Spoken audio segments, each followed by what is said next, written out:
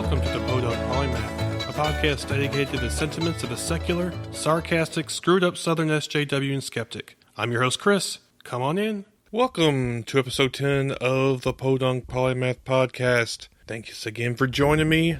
I hope y'all are doing super well. This week I'd like to talk a little bit about something that I've been thinking about after reading a book called Listen Liberal. If you haven't read this book, you should go get it right now. It's by Thomas Frank, and basically it charts the downfall, what I consider the downfall or downswing of the Democratic Party into basically Republican light, starting with Clinton and the DLC. They remained socially liberal, but became increasingly fiscally conservative, teaming up with Wall Street, even though usually that's the Republicans' domain, and getting away from organized labor and basically the working class, abandoning them in favor of Wall Street fat cats and the professional class.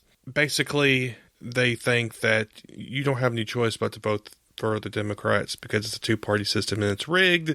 So what are you going to do? Vote for Republicans? And that goes for black people. That goes for working class people in any traditionally Democratic constituency that isn't got money and power. It's an eye-opener, and it made me think a bit about this whole Clinton thing. Clinton-Trump. Here's the thing. Trump is so outrageously bad that he's making anything look awesome in comparison. Now, once again, we progressives, I consider myself way to the left. As a progressive, I was a Bernie Sanders supporter, and I didn't even think he was far enough left, to be honest with you. So we are stuck voting for Hillary. I'm sure as fuck ain't going to vote for that nut Jill Stein. But anyway, Hillary has her own problems. And after reading that book, the author, Thomas Frank, talked about some of them, and it got me started thinking about it. And she is just going to continue the neoliberal agenda, basically. Now, of course, in the platform, Bernie Sanders shifted it to the left, but the platform doesn't mean a damn thing. And I believe the same shit of Obama. I drank the Kool-Aid first term. He basically let the Wall Street fat cats get away with shit and didn't give much anything to the lower class that actually got hurt by the housing bust. And I don't expect anything different from Hillary, to be honest with you. Does that mean that she's to the extent of Trump? No. She is within the political class, basically, quote-unquote, normal.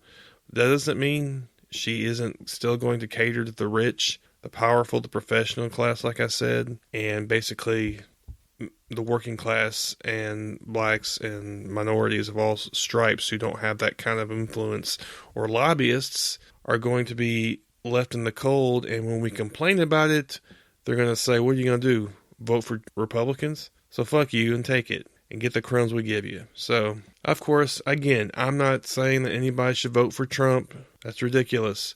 At the same time, there's got to be a better way to put the fire underneath these Democrats and get them to get back to the roots of the Democrats. I want fucking a Neo-New Deal. I don't know if that's a thing. It should be a fucking thing.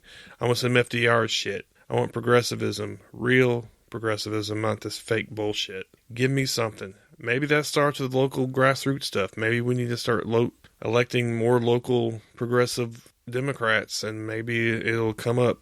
It'll go up the ladder, and eventually we'll have a progressive candidate. I don't know. I do know that the election is the least inspiring election I have ever witnessed in my life. So, I don't know. I don't know what's going to happen. Hillary, well, I do know Hillary's going to take the reins. I hope she does some shit, but I am not optimistic, to be honest with you. I've seen too much. Obama made the same kind of promises, and he was even further left.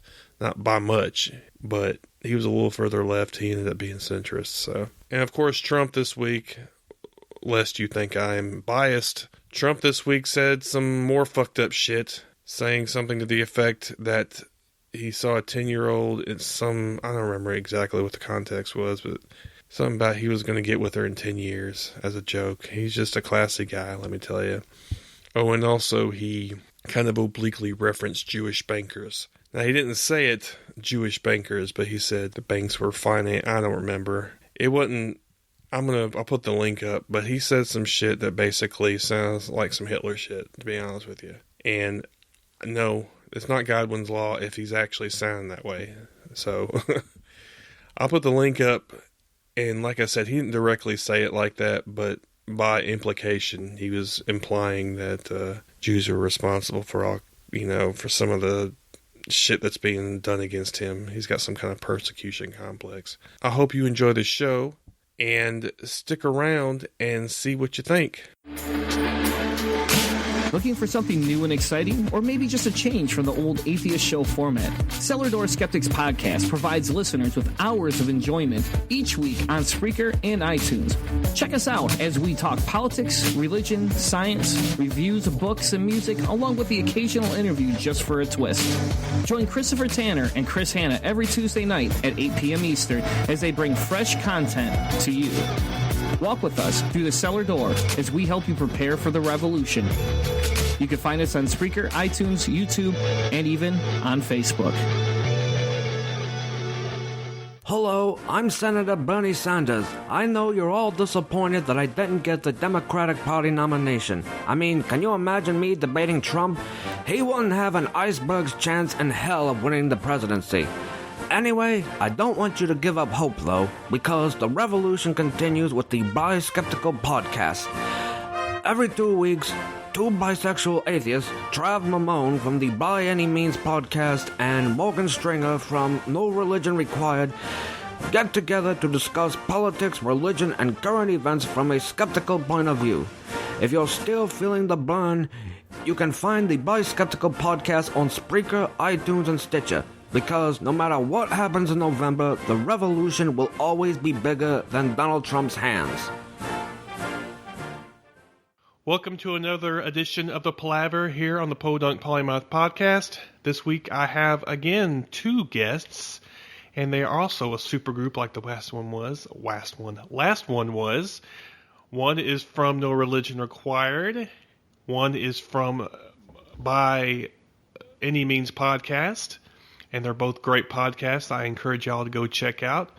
So if you will join me in welcoming Trav Mamone and Morgan L. Stringer. How y'all doing? Hey, doing all right. Doing all right.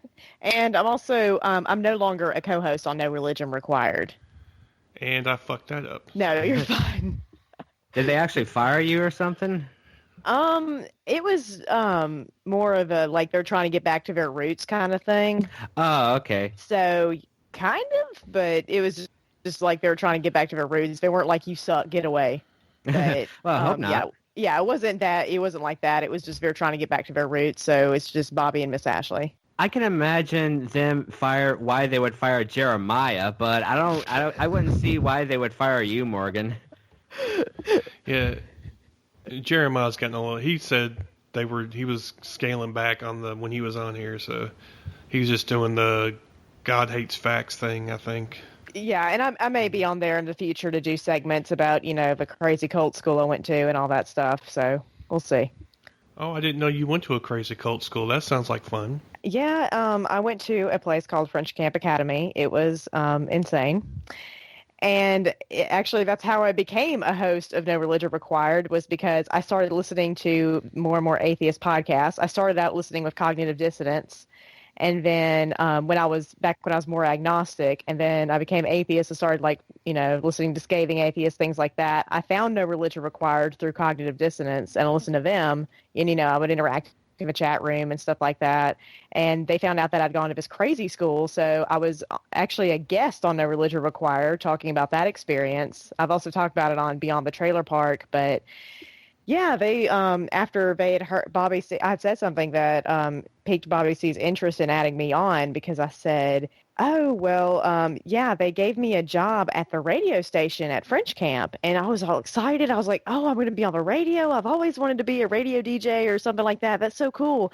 And then I found out all I was doing was cleaning the radio station. And it just was the ultimate letdown. It was yeah, that's basically my life story, but it's the Morgan Stringer story. But, yeah, it was a huge letdown. And so Bobby C was like, well, here's your chance, get out there. And then Trav mentioned something, I think actually in the No Religion Required chat room, about wanting to create another podcast. And then I was like, hey, why not? Two bisexual atheists. Let's do it.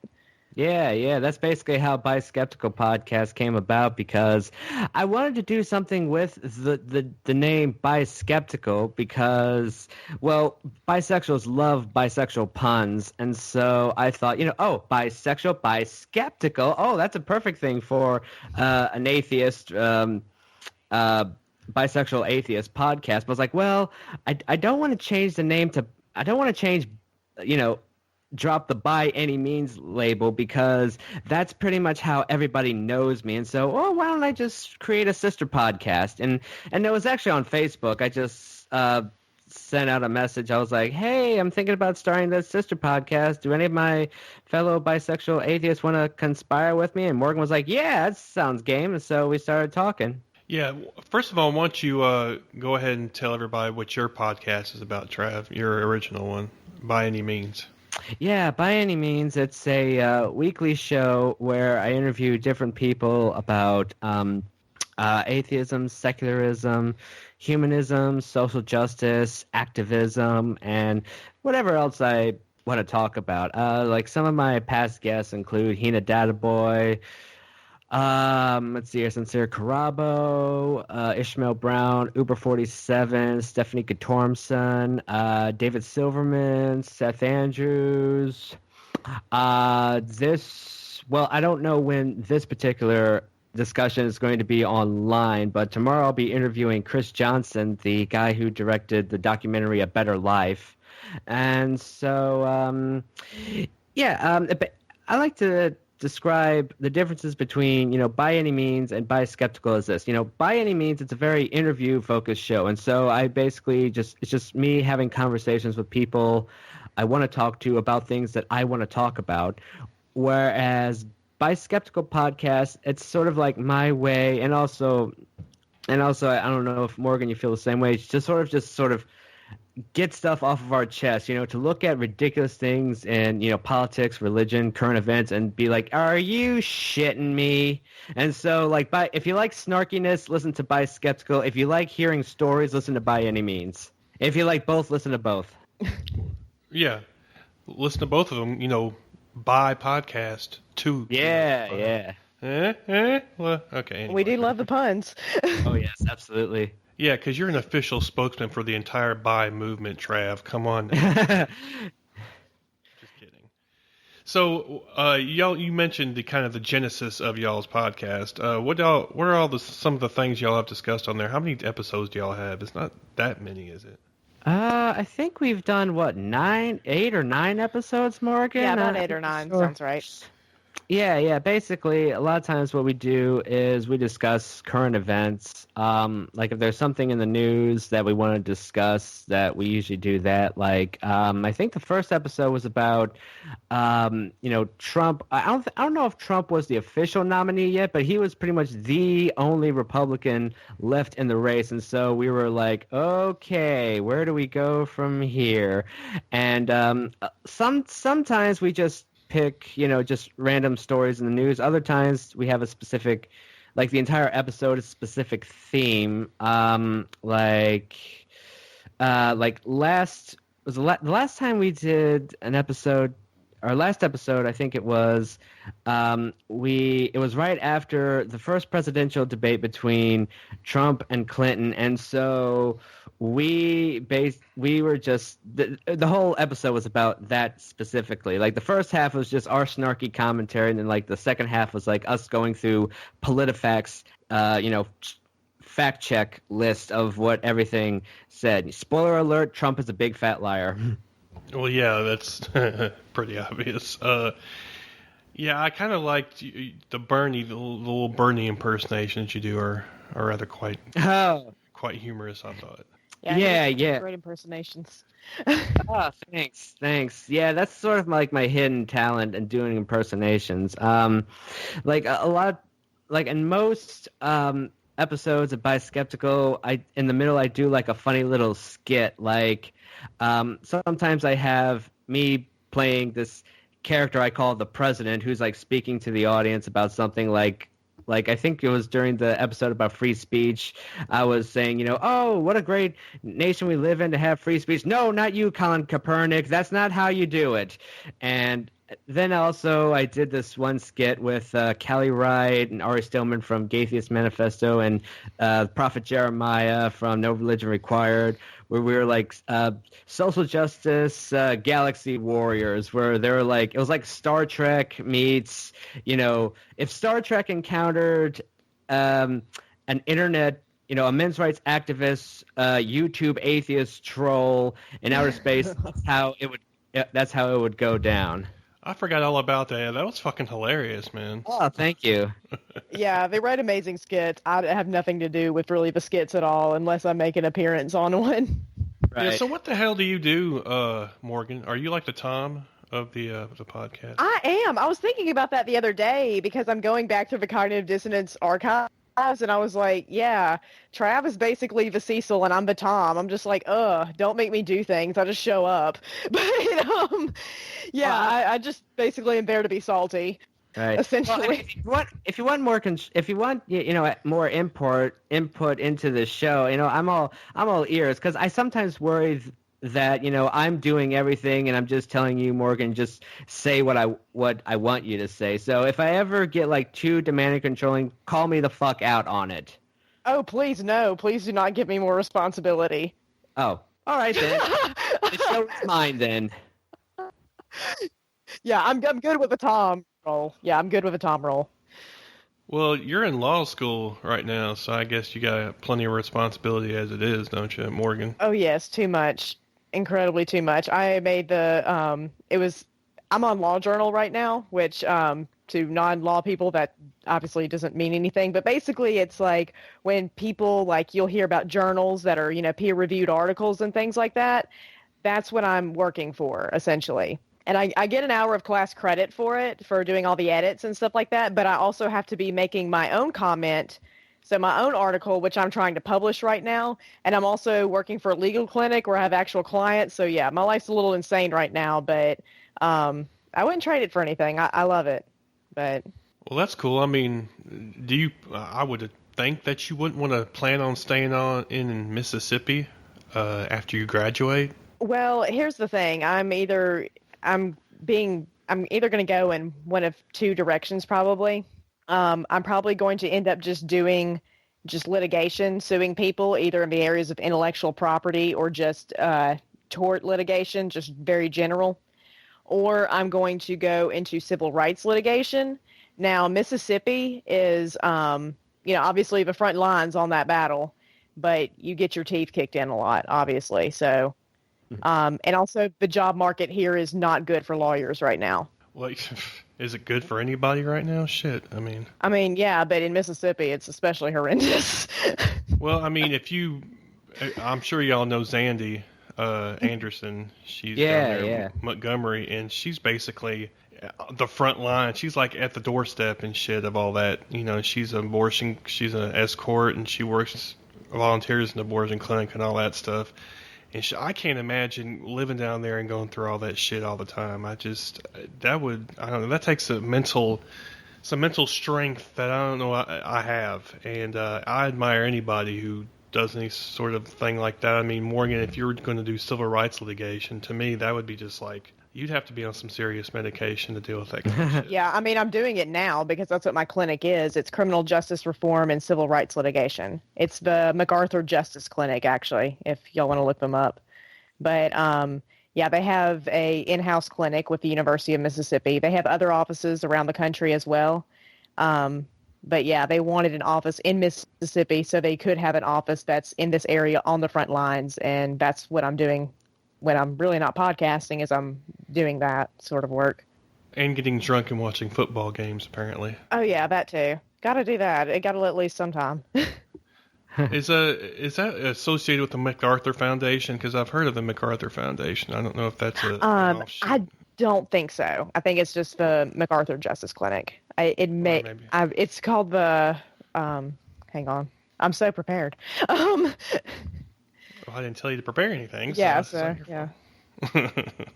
Plus, you're Tom, so you're not supposed to prepare anyway. Oh yeah, that's right. That's everybody else's job. So technically, that's on my ass, I guess, for not. Yeah, it's for Roderick and Solange MacArthur Justice Center. Okay, is the full name. Thing. Yeah. Well, let's kind of get into the podcast, and I wanted to speak specifically about. You did an episode recently about, I guess, the problem of the lack of bi representation, or kind of I guess you could say, the way that bi people are represented or not represented, and kind of the misconceptions about bi people. Yes. And I think, to me, that was probably the best. To me, that is your penultimate episode. Oh, thanks. Because I mean, it is like the Biskeptical episode. It's kind of the raison d'etre of your podcast, almost. I guess you could say. You like how I put that little French in there? Isn't that nice? Anyway, so why don't y'all give me kind of y'all's. Of course, I didn't tell you to prepare anything, so just give me kind of y'all's own take on the way bi people are represented in our society and in the larger LGBT movement. Well, first of all, I should give credit to Morgan because she's the one who suggested we do that story, because there wasn't, I don't really remember if there was much in the news that I wanted to talk about, so I just messaged Morgan. I was like, okay, what do you want to talk about? And around that time, Bella Thorne, or is it Thorpe? I forgot her name. Bella Thorne, I think, from the Disney Channel came out as bisexual, and she said, oh, this person just came out as bi, and it seems to be, let's talk about what happens when bisexual celebrities come out, and how bi people are represented in the media. I was like, yeah, that's great. And so when I was doing research, I stumbled upon this writer named Hannah Johnson. I first discovered this blog post she wrote on her website, and then after searching some more, I thought, oh, she actually has a paper in the Journal of Bisexuality. And so through a little digging, I managed to get the study, and she talked about how usually bisexual, when it comes to bisexual women, they're usually portrayed as either, sluts or people who can't have a stable relationship, and when it comes to bisexual men, they're usually portrayed as people who are just experimenting before they come out fully as gay. And the study talked about, it was a survey of people, of bisexuals who have mental illness, and the funny thing is about the study, most of the participants, even though they thought that bisexual representation in the media was poor, they didn't really see much of a correlation between, their mental health issues and, shitty portrayals of bisexuals in the media. So whether, correlation equals causation, I don't know, but it probably doesn't help. So now another thing too that's a big problem is when there's a character who's definitely sexually fluid. They've had lovers of all genders, but they always say, oh, I don't like labels. Kind of like Orange is the New Black. There's a lot of controversy about that show because it's pretty obvious that Piper Chapman, the main character, is bisexual, but in one episode she just says, I just love people, and that either that or all of her friends are like, she used to be a lesbian, but then she turned straight, and now she's a lesbian again. It's like, there's a word for it. It's called bisexual, people. Hello. Yeah, and I had just I got the idea because I had just written a paper examining the gender binary and the different layers that come with that, including the gender binary that's even replicated in the LGBTQ community, which is, supposedly all-inclusive.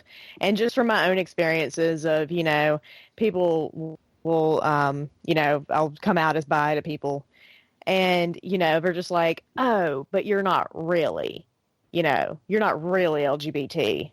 And I've had that reaction from even like LGBT people and stuff, and I'm just like, oh, the B's just in there for decoration, apparently. So, yeah, and it just sucks because people say that, I mean, both scenarios assume that the party's like men, like with bisexual men, it's, oh, you're pretending, you're faking, you're actually really secretly gay. And with women, it's like, oh, no, you secretly like men, you're just, a whore and you just want to, party and get attention from guys and all this stuff and you're faking. And both scenarios assume that the, men are the desired ones. And then also there's this assumption that, bisexual people, it's men and women, but really bisexual sort of includes all genders. Mm-hmm. And it's just that's just the way that that's been defined, because bi meaning, two or more. This is how it's, defined as. So, there's been attempts by people to say things like, oh, bisexual people aren't inclusive enough, ironically, while excluding us. Yeah, and it's just been a struggle and a thing. And, in the media, I've even noticed that, Orange is the New Black, which I'm not saying there's anything wrong with polyamorous people, but they talk about polyamorous people, and they still have not even mentioned, the word bisexual. Like it's that's fine if one character doesn't want labels or whatever, but it's not like that's an edgy character trait anymore, because we see it all the time. Like anytime there's a bisexual character, it's, oh, well, they don't like labels. And it's like, I just roll my eyes at that because it is so freaking cliche, because I see it over and over and over and over again. And it's just, this idea that bisexual people aren't really part of the LGBTQ community. It's, and these assumptions people will make, people will say, oh, well, when was the last time you were with a woman? And, to try to discredit that in a way and be like, oh, well, maybe you used to be kind of a lesbian or something. I'm like, no, I've never been a lesbian. I have always been bisexual. I probably will always remain bisexual. And it's just, these media representations kind of reinforce those ideas, that, oh, girls do it for men's attention. Oh, people that do that are faking. Oh, it's just indecisive people, which, also impacts, people like non-binary people, because it's, the whole thing, we're like, oh, well, we're not going to take you seriously kind of thing. And I see a lot of similarities with that, but I'm sure Trav can speak more to that. But yeah, it's just, it sucks. And so from my own personal experience and from, this paper where I saw like all these stereotypes that are just perpetuated and that people, they sincerely believe, you'd be called a bigot if you said any of this stuff about gay or lesbian people. You'd be called a bigot if you're like, oh, well, gay men are just they're all a bunch of whores and all this other stuff. Like people would be like, oh, that's a little homophobic, but you can say that about bisexual people all day long and nobody lifts an eyebrow. Mm-hmm. Yeah, I've noticed that too. The bi people always seem to be represented sort of as not really, I don't know, really in the movement, sort of. They're just, they just like to have, the way I always heard it is that they just like to fuck a lot. Basically, they're promiscuous. I remember hearing that kind of shit back in the day, oh yeah, bi, they're not, they just like to fuck everybody, all they want is they're promiscuous as hell. And that's the only reason they say they're bi. And that was the kind of, that's just coming from my experience. Obviously, I'm straight as an arrow, but hetero, I guess straight isn't really a good way to say it. But anyway, I've noticed that myself in media. Bi people are often portrayed as sort of not really in the movement. They're just kind of there for attention, like you said. And it's really damaging to people who actually are bisexual. And it kind of, it's just like anything else. Like you're told that you're not real. Well, you're not really a woman. If you're a transgender woman, you're not really a man. You're not really bisexual. Well, if you're sitting there basically telling me I'm not, you're dehumanizing somebody. Yes. Yeah, and it's very dehumanizing, especially when you come out to a community that you hear is all inclusive and things like that. And then they're like, oh, well, you're not really in our movement, and it hurts. Because then it's like, where you go, you're not accepted by the straight people and the LGBT people. It is getting better with LGBT acceptance, but there is a long way to go. Right, exactly. When you were saying earlier that you used to hear from people all the time that bisexuals are promiscuous, if I was having as much sex as biphobes said I was, I'd be a much happier person. Amen. I think that's most people. I know I would, of course, when you get older, your drive goes down a little bit, but, so what are some of the, we talked about like I said, this sort of big subject for your show since it is Biskeptical. But what are some of the other subjects y'all have discussed on the show? Or are there ones that are your favorite? Do you have favorite ones? I mean, I know it's only been like 8 episodes in or whatever, and it only comes out like twice a month, right? Right, every 2 weeks.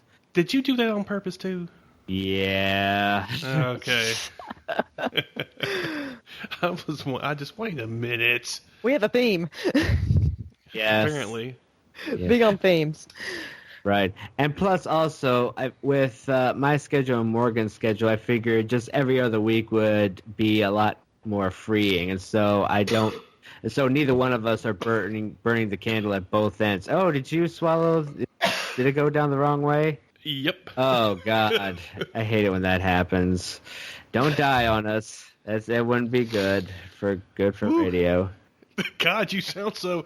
Don't die on us because it would be a horrible thing. Thanks, Trav. Yeah. Thanks for showing concern.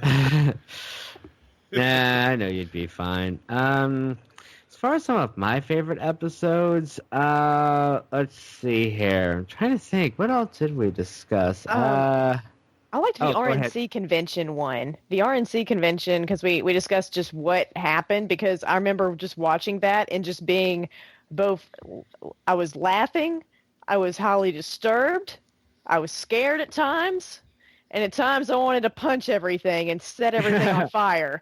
And so I was like, what was that emotional roller coaster that I just experienced?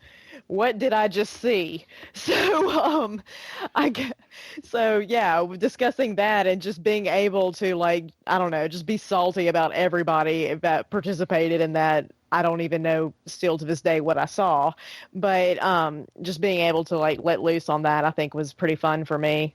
Did you actually watch the whole thing? I saw enough. Right.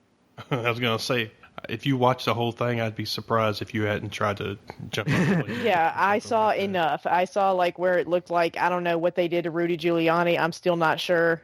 But it was like they shoved an 8-ball of cocaine up his ass and, said, all right, Rudy, let's go. And then he, like, drank, like, 5 Red Bulls back there and was like, I'm ready. And then just started screaming at everything. And I was just like, what is happening? Wait a minute. Okay, the thing that gets me, what you said, was shoving an 8-ball up his ass. Like, whoa, wait a minute. Now, why couldn't you just snort it? Would shoving it up his ass be any different? I don't know. I think the Republican repression of urges might come to play there. Yeah. Okay. That's a good call on that one. So, yeah, that convention was, I didn't watch, I just saw the highlights, and that was enough for me. It was a highlight of buffoonery. Yeah, like I said, it was scary at times, so I was just like, oh, I'm just going to make fun of these people and make them appear ridiculous, because they are. Right. It makes our job a lot easier. The jokes write themselves. And hell, this whole election cycle, the jokes have written themselves, pretty much. Because Trump is he's a joke, but he's a scary joke. Exactly, especially with the latest leak about him about grabbing women in the pussy. Morgan and I were just talking about that, like, oh my Grab him right in the pussy. God. I mean, it's so ridiculous as you can't help but be like, And out of all the Bushes that brought this election to a head, who would have thought it would have been Billy? Oh, you're so bad. So bad. Oh, Billy.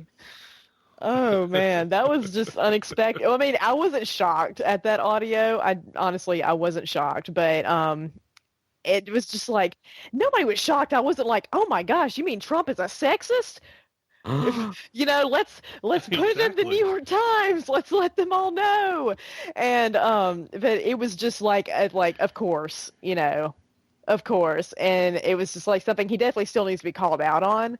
But I was just like, a freaking course he did. Like, what else did this monster not do? Yeah. And he was not exaggerating when he said earlier on that I could shoot somebody in the street and they would still vote for me or whatever he said.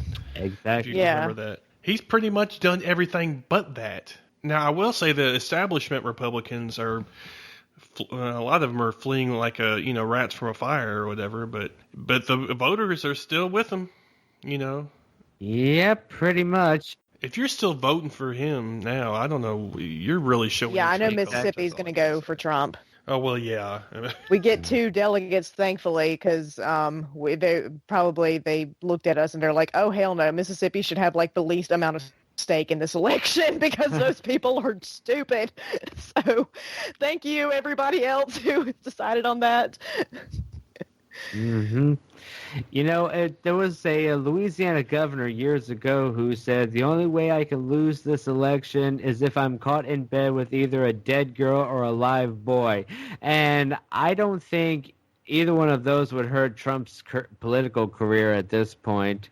Because, well, number one, I don't think he'd be caught with a boy in his bed. But if a dead girl if he ever got caught with a dead girl in his bed, he probably has people he can pay to clean it up and make the whole thing hush-hush like in Godfather 2. Oh yeah, and I was about to say, if it came from a Louisiana governor, he probably did both. Yeah, they're pretty, infamous. Louisiana governors are for corrupt politicians and shit. And did you post that on Facebook? Because I just saw that somewhere, Trav. Yeah, I did. Okay, that's what I thought. All right. I thought I saw that somewhere previously. So, yeah, an RNC convention, definitely. Definitely a shit show. It's like a train wreck you can't turn away from. What are some other things y'all have covered on y'all's show? We covered the pipeline. Yes. The Native American pipeline. Yes. I talked about that because that got brought to my attention by a friend of mine. And nobody was fucking covering it. It was like an independent news source that I never heard of before. It was the only one I saw covered. And then Bernie Sanders, I saw come on his page, pop up on there. Of course, Democracy Now! Was covering it. I always expect that kind of shit from them anyway. They're one of my go-to news sources anyway. So, I mean. But yeah, and the mainstream media hadn't been. Why don't you give a brief rundown on what it's about? Well, first of all, I should say that you're right. There isn't a lot of media coverage on it, which is why I told Morgan we got to discuss this on the show because I don't think there were any other podcasts discussing it at the time. But anyways, I think they wanted to put a pipeline through Native American land, or at least land that the local Sioux tribe, their ancestors hunted on. And I think, and also the water too. It would have gone through Right. It not only was it corrupting, culturally significant Native American land, but also it would fuck up the environment. And after a lot of protests, Obama put out basically told the company to halt construction on the pipeline. Now, notice I said halt, not completely stop, halt. So we'll just see where things go from there. And also, here's something else that doesn't really get brought up on the news. Was it the security, the company sick dogs on the protesters? Yes, it was a private security company. Yes. Yeah, I saw that. That was fucked up, and they had live video of it. Oh, absolutely. Yes, I saw that. And then Amy Goodman from Democracy Now! Was actually charged with something. And she was just there as a journalist, and they actually was going to charge her with disturbing the peace. I don't know, whatever the fuck it was. I don't remember, but she was actually going to go to court for that. So I'm like, man, that's some fucked up shit, and that just, to me, that goes to show once again how big oil, or hell, big oil, big natural, whoever the fuck it is, just has all this power and can just basically buy anything they want, including, as far as I'm concerned, politicians, lobbyists, what have you, just to get their way, And how people are still screwing over Native Americans too. Really? Can you stop, please, now? Are you not going to be content until there's absolutely no First Nations / Native Americans left in the fucking North America? I mean, it's just ridiculous. It's bad enough that you've contained them to little reservations and basically driven them into poverty. I mean, their poverty rates on reservations are outrageous. Exactly. I mean, if you ever, oh man, it's horrible. Mm-hmm. I mean, I don't know. It's just the whole thing just really pisses me off on so many levels. Like I said, big oil having all that power, politicians having no balls to do anything, just everything about it. It just seriously pisses me off, you know. Yep, pretty much. Another episode that we did that I really liked was called Why Pride Month Matters, and we basically talked a lot about, it was sort of like our sort of episode following the Orlando shooting. Although it wasn't specifically about that, but we kind of used that as a springboard. We often use current events as springboards for to discuss larger issues. And so, yeah, we were talking about the Orlando shooting, and I also threw in the fact that the so-called mother of Pride, one of the main organizers of the first Pride event, was Brenda Howard, a bisexual woman. And we also included a couple of testimony. Well, I don't know if testimonies is a good word. Comments from a couple of our podcast friends, Misbehaving of Promoting Secular Feminism, and also Ari Stillman. And I also ended the show with the clip from the show Sense8, where Nomi, the transgender character, is talking about marching in her first Pride parade and getting over, internalized transphobia. And I think after I played the clip, I said, "Mic drop." Good deal on that one, yeah. Yeah.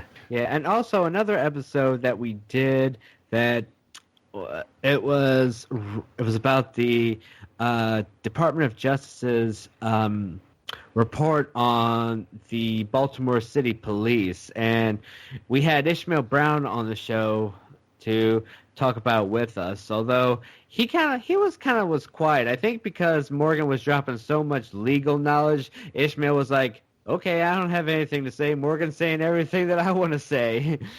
So, Oh, my bad. nah, you're fine. I fucked that one up. I read the report and I'm like, have you not watched The Wire? Do you not know?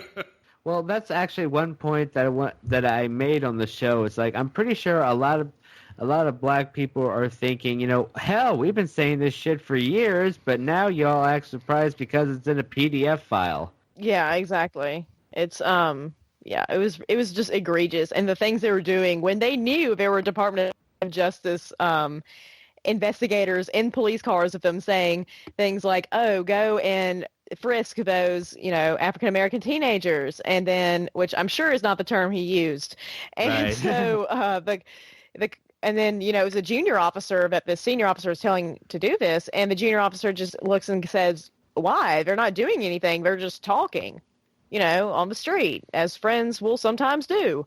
And he said, "Make up something." Meanwhile, there's two DOJ investigators in the back seat. And I was like, what the hell do y'all do when they're not around? Yeah, exactly. That blew. I was like, oh my, you just got, wow, the chutzpah you got, to do that. When you got, like you said, DOJ investigators sitting there right in the back seat fucking watching you, and you're doing that shit. Or did they just, I guess they just thought they were untouchable. A lot of times they get to the point they think they can do anything they want. Yeah. A lot of times they do get that way, and they think that, nothing will come of it, and nothing will change. It's all about clinging on to that tradition and this is the way things have always been done. How many times have we all heard that excuse for, bad practices?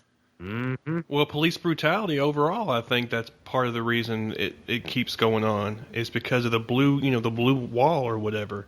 They just keep protecting their own no matter what the fuck they do. Yeah, and they're just as culpable. I think they are just as culpable by not speaking out. And I understand there's some, repercussions because, again, that thin blue line, you don't dare cross it. You don't tell on people, but if you're just knowing that there's a bad cop out there doing horrible things to people, then, you're not protecting or serving either. Right. Exactly. And another thing is the DAs are in cahoots with the police department so many times that they can, that one case, well, you can indict a ham sandwich if you wanted to. Well, apparently you can't indict a cop who was demonstrably shown to be, who has killed a black person or whatever. Yeah, there's issues with that because a lot of times these police officers do have a lot of power in that arena because DAs will often DAs will often rely on police officers for testimony. and things of that nature. Oh, I was called to the scene. Oh, what did you see? And they'll say what they saw, and they'll, say how they gathered evidence and things like that. They rely on that testimony for convictions. If they decide they're going to, mess with one of their own, they may not be so friendly to that DA anymore. They may decide, oh, we're not going to help out that DA anymore. Well, yeah, that's why some places or districts have called for independent inquiries when cops are involved in killings or whatever. And I think it was implemented somewhere. I can't remember where it was. I don't remember. It seemed like it was a major city decided they were going to, whenever the police officer was involved in the shooting, and it went to the DA, that it was going to be an independent investigation separate from the DA. There's like an independent entity. Independent prosecutor? Yeah, or something like, I don't know, something along those lines, special prosecutor, maybe something like that. Because there was such a, relationship between the DA and the police force. And then also juries don't like to convict them. Juries love police officers. You put somebody on the stand of a badge, and there's people who are in certain areas that will get all weepy-eyed, especially in these smaller towns. If somebody in Chicago or New York City might be like, we've all heard this bullshit before. What else you playing on them? So because that's the narrative that gets told there. Especially by these big newspaper entities and things like that. They go and bust dirty cops, but in these smaller towns, and I don't know if I mentioned this on that episode or not, but with the Baltimore police, the DOJ, Baltimore's a pretty big city. The DOJ is going to go investigate Baltimore. Yes, and what they found was bad. I'm not saying what they found wasn't bad. It was horrible. It was more than horrible. It was actually more egregious than what I even expected. It was awful. But it makes you wonder, what are they doing in these small towns where, there is no DOJ that's going to come investigate you because, you're a town full of 5,000 people. DOJ is probably not going to bother with that. What are they getting away with? It just makes me wonder that. Oh, yeah. You're in Mississippi, so you already know that those small towns, especially if there's any sort of mixed population at all, I'm pretty sure that the black residents aren't getting as much of a fair shake. Yeah. It can get pretty scary on some of that stuff. I mean, Mississippi and the deep South states, there's still a lot of racism. Oh, that is, and Trump has brought it out. The Trump campaign, going back to that, it has brought it out. You can now, the KKK was in Mississippi recruiting openly, no hoods. That's scary. Mm-hmm. That's some scary shit right there. It was way south of me, but still, it's the fact that they're doing that, and of course, everybody was decrying it and being like, "Oh my gosh, why are they being so bold now?" And I was like, "Really? You're asking why are they being so bold right now?" Have you not been paying attention? It's like, do you not have any self? Mm-hmm. Yeah, do you not have any? See, in Mississippi, racism also has sort of not just. I mean, there's definitely a lot of people that are just straight out racist and say, these awful things. But then there's also this sort of socially acceptable racism that happens down here. And it's, it just changes. That people can say things down here like, "Oh, well, black people are more prone to violence." And I'm like, well, that's racist as fuck. And they're like, "No, I'm not racist. My best friends are black." That kind of racism is where it's not so much. I mean, to me, it's just as bad as, anybody else. But, these KKK people trying to recruit people. But it's, it's more socially acceptable, if you get what I'm saying.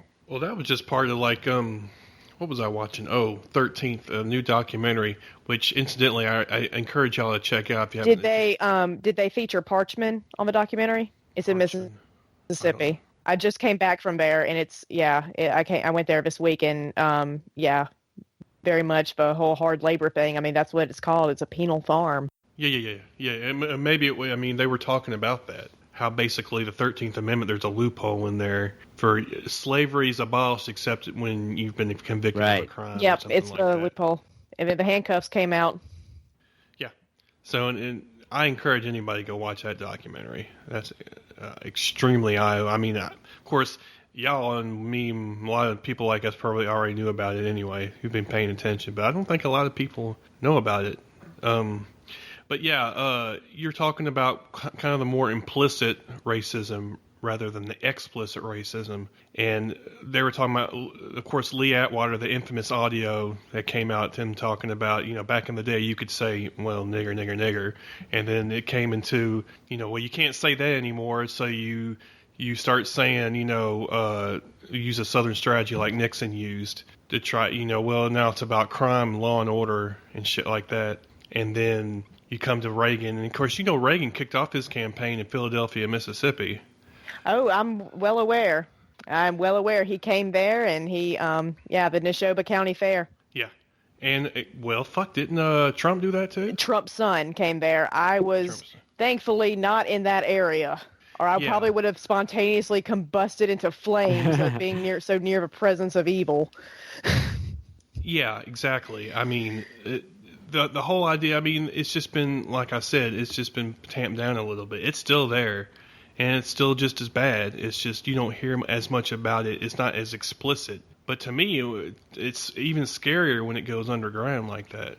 Because at least before you knew where it was. Mm-hmm. You knew it was the Klan, the White Hoods, burning crosses, and now it's like, people aren't that explicit about it, so you don't know, until somebody puts a Trump sign in their yard, Well, it could be your next door neighbor, Betty. She could be a nice lady, and maybe she's got fucking swastikas in her house. Some of these white nationalist types, I've seen a documentary on that. They're just living in a regular place. There wasn't any outward signs or anything like that, but they would go to those, those meetings or whatever, those white nationalist kind of meetings, and they had fucking tattoos and 88 and all this shit, Of course, 88 Heil Hitler, HH, yeah. Whatever. That's a symbol, and that was on, hell, what show was that? Was it 60 Minutes? They were talking to somebody, and she had that tattoo, 88 tattoo or something. And everybody was like, did you not notice when you were talking to her that was an pretty explicit white nationalist symbol tattooed on her? I don't know. Yeah. So,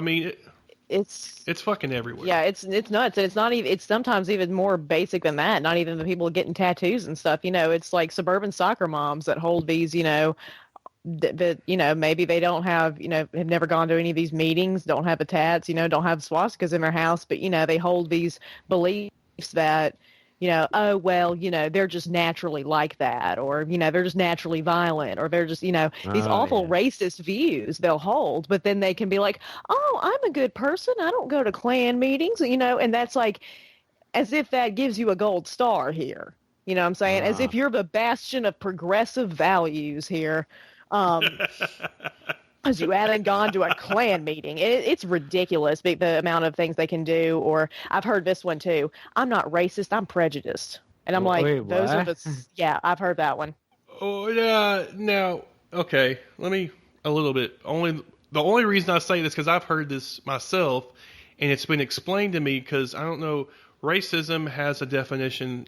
Social justice advocates, warriors, as like ourselves, I've heard that racism is power plus prejudice. Mm-hmm. Okay. Now, you can be prejudiced if you're not in a power position. That is to say, if you're a black person and you're judging somebody because they're white, because they're white, then you're prejudging. However, it's not racism because you're not in a power position. Yeah, but I don't think from the people that I've heard this from, I don't think they're thinking on this deep of a level. Oh, I know. I just wanted to kind of clarify. Yeah. Oh, yeah, for just sure. for the sake of, but yeah, I'm sure that's just semantics. They're just. Yeah, it's a lot of semantic games people around here play and things like that. And I think that's why, that there need to be people, Southern skeptics out there, talking and getting, saying, hey, it's okay. I'm one too. I'm not the only person looking around this state saying, oh my God, is everybody crazy? So I think that, it's important that Southern skeptics have a voice. I think it's important, again, for like bisexual skeptics like Trav and myself to have a voice, because we can, let, savers, bisexual people in the skeptic community. And they're like, oh, I'm not the only one. Oh, yeah, I've noticed that shit sucks. That shit sucks too. And that's unfair that they represent us like that. Like, you're not alone. And I think that's why it's so important that, people podcast from these different backgrounds, that we have a diversity in podcasting as well. Exactly.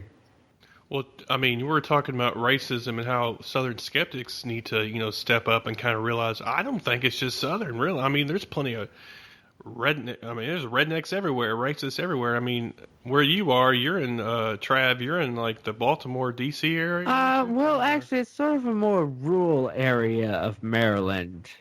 Well, see, and to me, that's rural areas are rural areas generally. They're more conservative in general wherever you are in the country. Now, the degree is different a lot of times, but not always, because I remember hearing about a story from rural Oregon where there was a bunch of fucking white nationalists and shit out there. And of course, you know, Montana, oh fuck, that's where, or is it Idaho or wherever up there where all the militia people are, you know? Yeah, what do you call them? Sovereign citizen types are all over the country now. I know a bunch of attorneys that have at least one sovereign citizen story. Even law students that I've talked to that have had internships, and they're like, oh yeah, there's some sovereign citizen in court. You know, that's one time. It was super weird. And it's everywhere. Like, it's in Arkansas, Tennessee, Nebraska, Mississippi, you know, just New York, you know, it's just like, which I love how they think that argument's going to work, you know, oh, I'm a sovereign citizen, your laws don't apply to me. And the judge is like, yeah, I'm not going to wake up and be like, it's an interesting argument there. Tell me more about that, you know, just like, no, I have jurisdiction over you. Thank you. I used to watch Law and Order fairly, religiously is not very good. Considering, but there was an episode of Law and Order, there was a sovereign citizen or whatever, and I'd never heard of it up until that point. I'm like, what the fuck is he talking about? He was sitting there saying the gold fringe on the flag makes it a war flag, and that means I don't even know what the hell he was. Oh, what they do is they Google legal terms, and I know somebody that had a sovereign citizen in court, and you know, he eventually just popped off and was like, I will pay your bail right now if you can tell me what that word means. And, you know, of course he couldn't because he didn't know the context of it. He had just Googled it last night, and it's obvious. You know, they just Google a lot of stuff, and they think, oh, yeah, I'm going to go. And they always represent themselves. They always represent themselves. Of course, they're sovereign. They have to.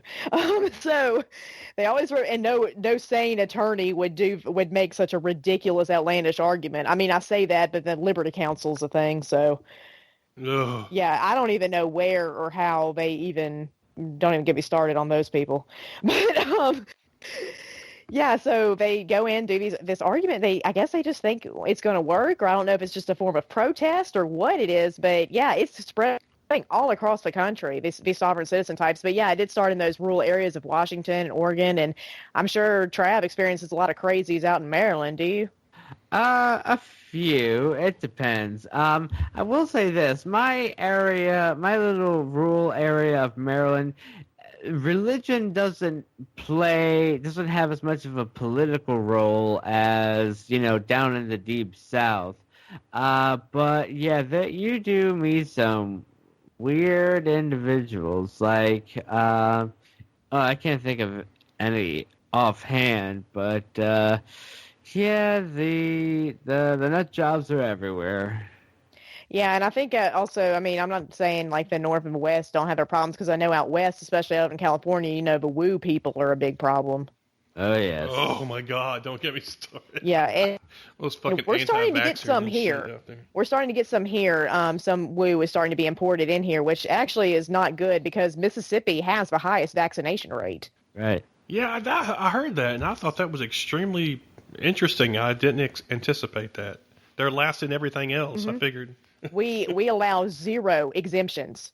0, unless you have a medical exemption that has been written by an actual medical doctor. Like a pediatrician. It can't just be from, you know, your pastor at church or whatever. They don't even allow religious exemptions, surprisingly, because it's Mississippi.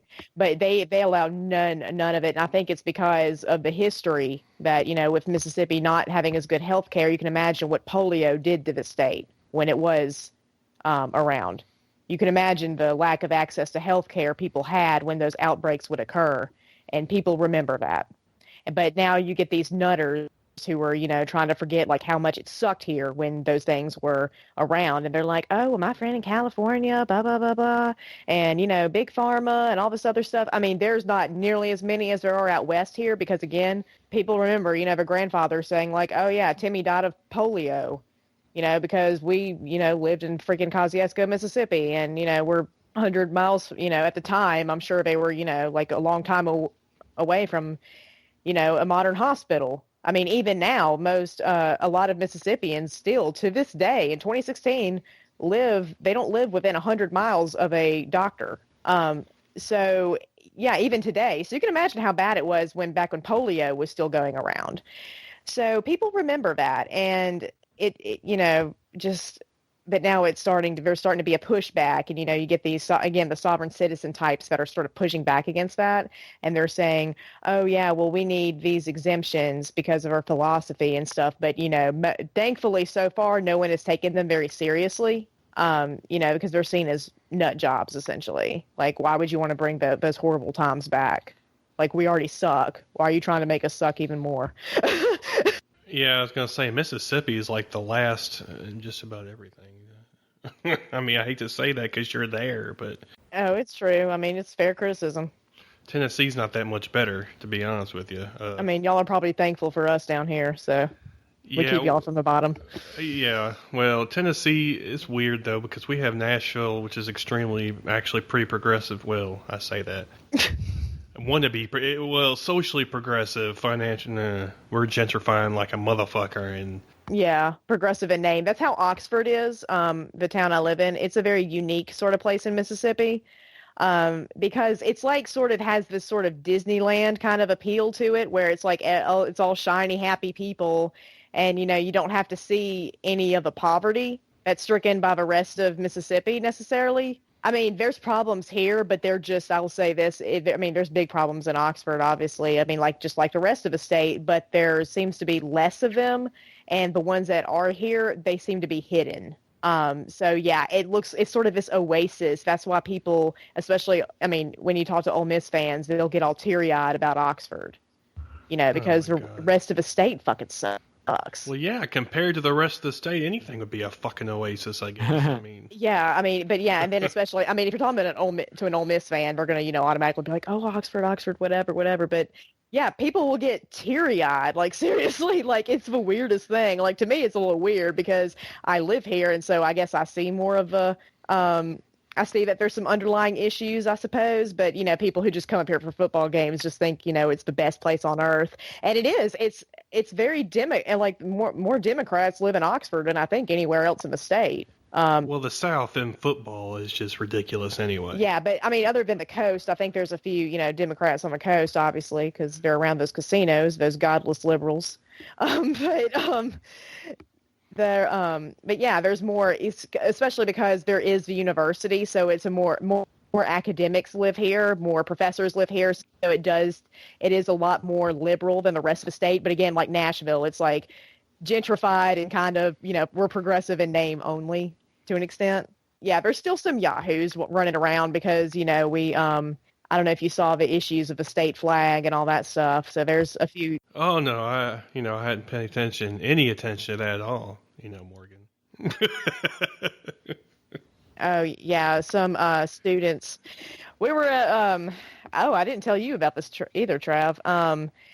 Me and some friends, we go to the Grove, which is where everybody tailgates before a football game on campus, and go to the Grove, all this stuff. And I'm seeing like these stickers everybody has that says "Save Our State Flag," and people are carrying around little miniature state flags everywhere. And it's sort of a reaction, against people. Well, it was a big reaction because the band used to play Dixie, Okay. The band used to play the song Dixie, and we also used to have a mascot, which was Colonel Reb. They took away, we don't have Colonel Reb as a mascot anymore. We're still the Ole Miss Rebels, but we have a Black Bear mascot. But then we also do the Land Shark thing, so we have like 5. We're doing what Tennessee does. We have like 4 mascots. But so we have so they took that, and then they said, okay, the band can't play Dixie anymore. And what they had been doing was they were kind of disguising that they're playing Dixie, like they did this medley with Dixie, and then they'd immediately go into like God Bless America.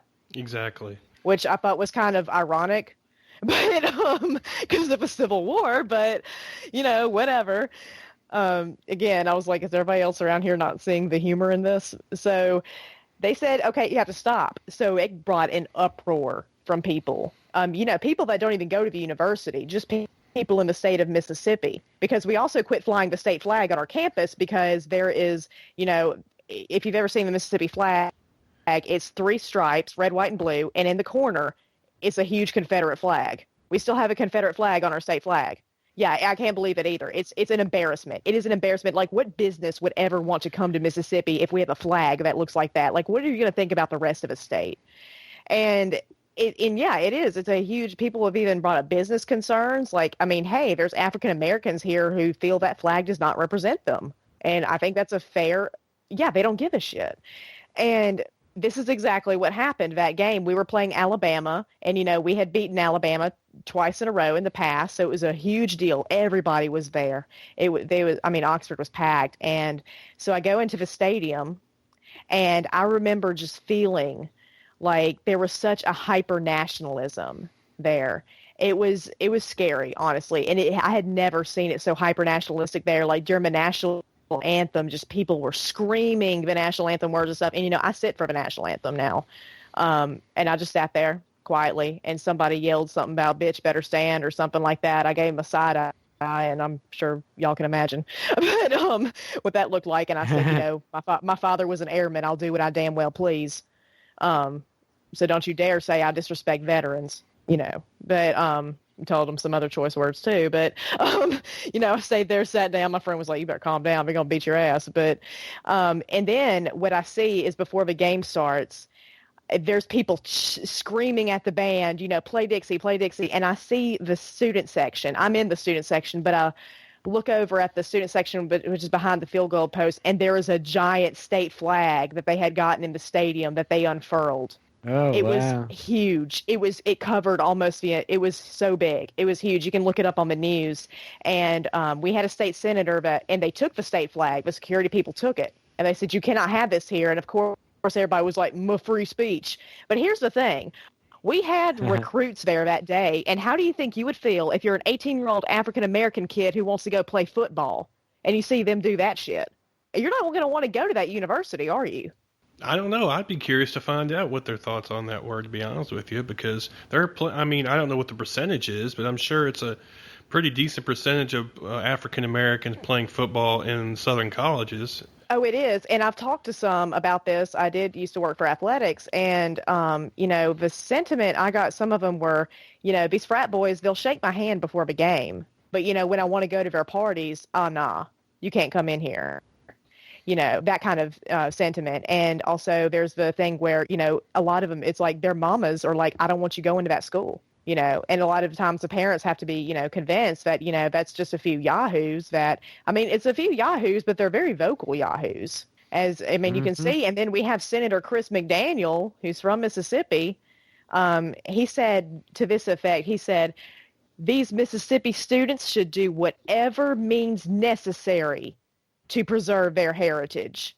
Oh, did you really just use a Malcolm X fucking term? He said, "Did you really just use Malcolm X?" Oh, yeah. I didn't even notice that. Yeah, by any means. Yeah, he said whatever means necessary or by any means necessary. And I was like, oh, really? Because, and now there's a story going around that an Ole Miss student was arrested for having a flag, and the Oxford Police Department's like, "That's not a thing," for being, having a state flag. And they're like, "That's not a thing." Now, he probably was asked to not have it, and he was probably arrested because he, refused. And he, started probably getting, mouthy and, just being like, "Oh, I'm not going to be here," or whatever, and maybe tried to assault somebody about it. Maybe that's why he was arrested. I don't even know if he was arrested at all. I think he was just escorted out of the stadium because they're like, "Okay, if you're not going to follow our rules, then you can't be here." But somebody brought up a good point about the flag. Like, what if I just had a giant Hillary Clinton banner? Do you think they'd be all right with that? Oh, God. Like, no, they wouldn't. And let's just all have banners around so nobody can see the damn football game. Like, it's just like, first of all, that's just, I don't want you having any kind of banner or flag there that says anything. And then second of all, it just makes you look like we look like a bunch of redneck hillbillies on the national news again. And, everybody's like, "Oh, yeah, that's how Ole Miss people act," and all this other stuff. And it's just like, they've never given a fuck.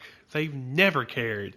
They haven't cared since the fucking 50s when feds were having to go down there integrating the schools. Oh, they had to. Shit. The last battle of the Civil War, they call it, was here at Ole Miss, at the University of Mississippi, because James Meredith integrated the school, and the governor, he got on the 50-yard line, and then he said, "I love Mississippi, and I love her people," and he said, basically saying that school would be integrated essentially over his dead body. There are tunnels that you can go in if you come down to Oxford. There are tunnels you can go in where the feds snuck James Meredith onto campus. And when they found out he was on campus, all hell broke loose. They couldn't find him, thankfully, but there were Molotov cocktails thrown. They were throwing bricks. They had to call in the fucking army. There was army, and the army had to occupy Oxford in the 60s.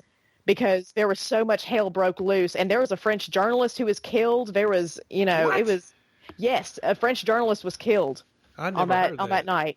Yes, I'm trying to think. I think ESPN actually might have a 30 for 30 type documentary on it, but it's talking about in conjunction because our football team was very, very good that year. I think we won nationals. But but that in conjunction with all the hell that was breaking loose at the university because John F. Kennedy, he gave the order and he sent the feds, U.S. Marshals, the Army, everybody. And then there were people, coming from all over the state to protest it and to, basically fight off those guards and everything. And it was essentially a battle. Anyways, that was a long tangent, but just to give you an idea of the history of where I'm at and probably why it is so difficult, to be, hell, it's difficult being a liberal. Imagine a liberal atheist, a bisexual liberal atheist. Yep. At that, it's just like, and then when these Black Lives Matter things are coming into conjunction and why we need to be allies and to each other and, speak out. But that's a long tangent, but. Well, on that up note, I'm going to have to wrap things up on that positive note. Yes. Where can everybody find y'all? Well, first of all, Trav, you have, of course, the two shows. So where can everybody find your shows? You can find the By Any Means and Biskeptical podcasts on Spreaker, iTunes, and Stitcher. And of course, you're not on the show anymore. But do you still have a Facebook page? Yes, Morgan? I have Morgan Stringer of NRR still, just because, as Trav and I have told you, I'm incredibly lazy and haven't changed it. So all I do is rant, as you saw. Let's see, and you can also follow me on Twitter at MoString. And you can email me at nrrmorgan@gmail.com. Again, too lazy to change the email address, so we'll see. It's easier to not really. Of course, it's easy to make a Gmail address, I guess, but I don't know if you can forward the previous one to a new one. Yeah, it's just so much work. But you do all the other shit, but this is too much work. Well, I guess but your priorities are good. At least your priorities aren't flipped around, You're not ignoring your schoolwork and all that other stuff. Yeah, I procrastinate as much as anybody, but, I gotta say, Mo Stringer sounds like a blues musician. I feel like Mo String. I feel like a blues musician down here. Oh yeah, you're in the Mississippi, where the Delta. Well, I don't know where the Delta is. I guess Mississippi Delta, River Delta region, wherever the fuck. I don't even know where the fuck that is. But anyway.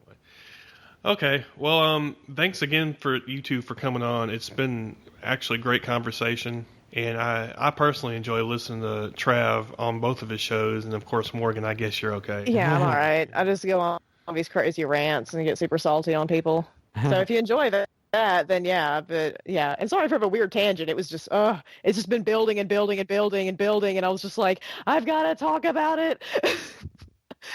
No, it was great. That's why it's like, even when you go on your tangents, it's still very useful information because you know so much shit, to be quite honest with you. And of course, it's good to hear another Southern accent on a podcast. I don't hear too many of them. So. Well, yeah, we're a rare breed, but we're out there. So, and I think that people are starting to realize that. And so there's been some pushback, but we'll get through it. You fuck up. We'll get through it. I'm tempted to stay here just to make them mad.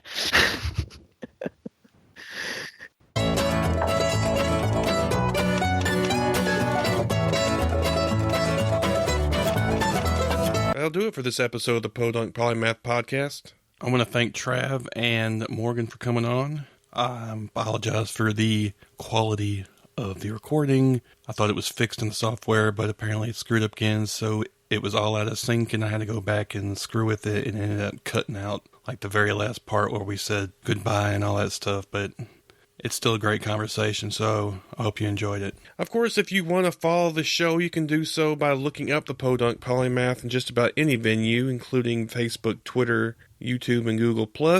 If you want to email me, it's podunk.polymath@gmail.com. My Patreon, if you want to become part of the posse, patreon.com/thepodunkpolymath. Of course, the music is done by ... facebook.com/... -6295-1461991. They're on CD Baby at cdbaby.com/cd/...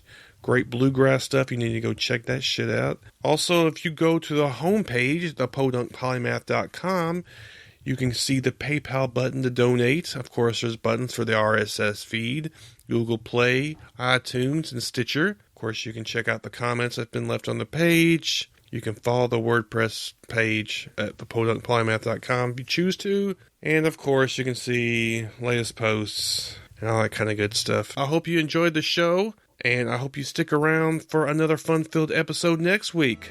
Until then, y'all take it easy, okay?